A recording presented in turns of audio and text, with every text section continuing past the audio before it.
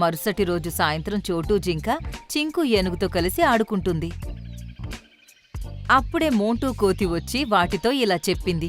ఇలా చూడండి, మీకు తెలుసా, మన అడవిలోకి ఒక వేటగాడొచ్చాడు. ఓ వేటగాడా? అరే వాహ్, ఇప్పుడు నువ్వు చాలా మంచి వార్త చెప్పావు. అవును, పదండి, మనం వెళ్ళి తనని బాగా ఇబ్బంది పెడదాం.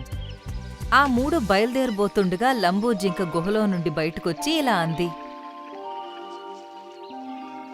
చోటు, వేటగాడి దగ్గరికి వెళ్ళడం అంత మంచిది కాదు.